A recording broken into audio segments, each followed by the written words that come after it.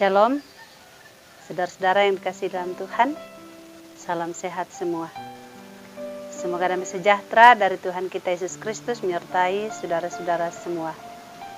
Kembali dalam program Roti Hidup, kita akan mendengarkan sabda Tuhan, kita akan merenungkannya, dan sebagai orang percaya, kita akan terus belajar untuk membuahkannya dalam praktek hidup kita sehari-hari. Sebelum kita membaca dan mendengarkan firman Tuhan, mari kita berdoa. Allah Bapa kami di dalam surga, segala puji dan syukur kami persembahkan kepadamu pada saat ini. Melalui program Roti Hidup, kembali kami siap untuk menerima kebenaran firman Tuhan. Engkau berbicara kepada kami dan memakai pula hamba-Mu untuk menyampaikan firman-Mu menurut kehendak-Mu. Ampuni dosa kami, dalam nama Tuhan Yesus kami berdoa. Amin. Firman Tuhan kita akan baca dari Yakobus pasal 2 ayat 14 sampai ayat yang ke-20. Dan saudara-saudara bisa membacanya sampai ayat yang ke-26. Saya akan membacakan dari ayat 14 sampai ayat yang ke-20 dari pasal 2 ini. Firman Tuhan, iman tanpa perbuatan pada hakikatnya adalah mati. Apakah gunanya saudara-saudaraku jika seorang mengatakan bahwa ia mempunyai iman padahal ia tidak mempunyai perbuatan? Dapatkah iman itu menyelamatkan dia? Jika seorang saudara atau saudari tidak mempunyai pakaian dan kekurangan makanan sehari-hari, dan seorang dari antara kamu berkata, "Selamat jalan, kenakanlah kain panas dan makanlah sampai kenyang," tetapi ia tidak memberikan kepadanya apa yang perlu bagi tubuhnya, apakah gunanya itu? Demikian juga halnya dengan iman. Jika iman itu tidak disertai perbuatan, maka iman itu pada hakikatnya adalah mati. Tetapi mungkin ada orang berkata, "Padamu ada iman dan padaku ada perbuatan." Aku akan menjawab dia, "Tunjukkanlah kepadaku imanmu itu tanpa perbuatan, dan aku akan menunjukkan kepadamu imanku dari perbuatan-perbuatanku." Engkau percaya bahwa hanya ada satu Allah saja? Itu baik. Tetapi setan-setan pun juga percaya akan hal itu dan mereka gemetar. Hai manusia yang bebal, maukah engkau mengakui sekarang bahwa iman tanpa perbuatan adalah iman yang kosong? Amin.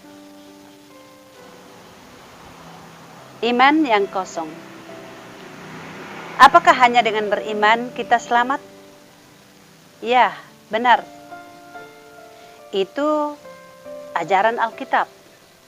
Efesus pasal 2 ayat 8 dan 9 berkata, "Sebab oleh karena kasih karunia kamu diselamatkan oleh iman.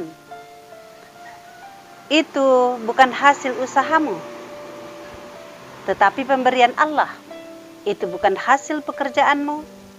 Jangan ada orang yang memegahkan diri." Jadi jelas bahwa kita diselamatkan oleh iman dan bukan oleh perbuatan. Mengapa bukan karena perbuatan? Karena sebaik apapun perbuatan baik kita dan sebanyak apapun perbuatan baik kita, tidak akan pernah mampu untuk atau tidak akan pernah cukup untuk menyelamatkan kita. Mengapa? Karena Allah Bapa kita di surga adalah sempurna. Kita tidak dapat meraih keselamatan dengan ketidaksempurnaan. Karena keselamatan artinya surga bersama dengan Bapa di surga. Lalu apakah perbuatan itu tidak penting? Nah, saudara-saudara, disinilah banyak orang sering salah memahami ayat firman Tuhan tersebut. Asal beriman saja, tetapi kemudian mengabaikan perbuatan. Ini yang dijelaskan oleh Yakobus dalam bacaan kita tadi. Iman tidak bertentangan dengan perbuatan. Mengatakan bahwa kita beriman itu hanya bisa ditunjukkan melalui perbuatan nyata. Saya tidak bisa berkata, saudara-saudara, bahwa saya beriman sementara perbuatan saya tidak sesuai dengan kehidupan yang mencerminkan sebagai orang beriman kepada Yesus Kristus. Iman kepada Yesus Kristus membuktikan bahwa melalui perbuatan-perbuatan nyata kita sehari-hari, kita menunjukkan bagi orang lain bahwa inilah ajaran Yesus. Percaya Yesus Kristus artinya percaya ajarannya, mengikuti ajarannya, memegang teguh perintah-perintahnya, dan bukan melanggarnya. Itulah sebabnya Yakobus berkata bahwa sesungguhnya iman tanpa perbuatan adalah mati. Dengan demikian, saudara-saudara, beriman tetapi tidak menunjukkan dalam buah perbuatan, itu sama saja dengan iman yang kosong. Bahkan Yakobus menyejajarkan orang beriman tanpa perbuatan itu seperti setan-setan. Bahkan setan-setan pun juga percaya, kata Yakobus. Atau misalnya dalam ayat 26, sebab seperti tubuh tanpa roh adalah mati, demikian juga lah iman tanpa perbuatan-perbuatan adalah mati. Jadi iman yang hidup, iman yang menyelamatkan, iman yang benar-benar sesuai dengan kehendak Tuhan adalah iman yang berbuah. Iman yang terwujud nyata dalam tindakan-tindakan konkret kita sehari-hari. Jadi tidak hanya cukup dikatakan atau kemudian kita berhenti pada yang penting kita beriman, ya kita sudah pasti selamat. Tetapi kemudian kita tidak menunjukkan iman kita itu dalam perbuatan. Iman harus berbuah. Iman harus terbukti. Dan terbukti melalui apa? Bukan hanya dengan kata-kata atau hanya di hati, hanya pengakuan di mulut, akan tetapi terbukti dalam tindakan yang nyata, dalam perbuatan yang nyata. Saudara-saudara yang dikasihi dalam Tuhan, iman yang menyelamatkan kita, yaitu iman kepada Yesus Kristus dengan mewujud nyatakan iman itu atau membuahkan iman itu dalam perbuatan yang nyata sehari-hari. Kiranya Roh Kudus menolong kita untuk membuktikan iman kita kepada Yesus Kristus dengan melakukan yang benar, dengan melakukan apa yang Tuhan kehendaki, dan dengan terus menjaga kehidupan kita kudus di hadapan Tuhan. Tuhan dimuliakan dan firman-Nya kiranya memberkati kita semua. Amin. Mari kita berdoa. Segala kemuliaan bagi Bapa di surga yang sudah berfirman kepada kami. Ampuni kami Tuhan, sekiranya kami sering berpikir bahwa kami hanya cukup beriman yang tidak disertai perbuatan, maka kami bisa selamat. Biarlah kami semakin diberikan pemahaman yang benar oleh kebenaran firman Tuhan hari ini, sehingga iman yang kami hidupi adalah iman yang berbuah dalam tindakan nyata, dalam perbuatan baik. Perbuatan-perbuatan yang kami lakukan sebagai ungkapan syukur kami kepada Tuhan Yesus yang sudah menyelamatkan kami. Bapa, terima kasih.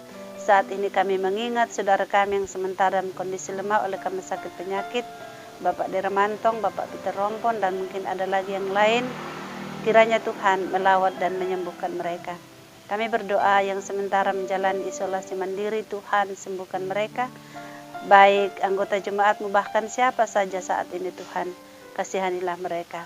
Kami berdoa Tuhan memberkati pemerintah kami untuk terus dengan kuasa dan wibawa daripada Tuhan sendiri mampu untuk menegakkan pemerintahan dengan adil, dengan bijaksana, dan dengan tuntunan Roh Kudus.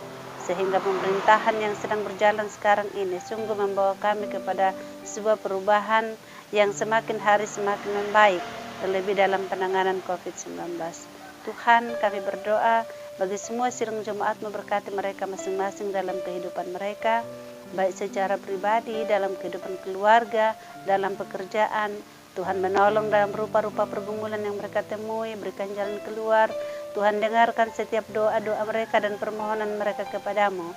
Dan terlebih lagi Tuhan, Teguhkan iman kami, iman yang nyata dalam hidup kami dengan perbuatan.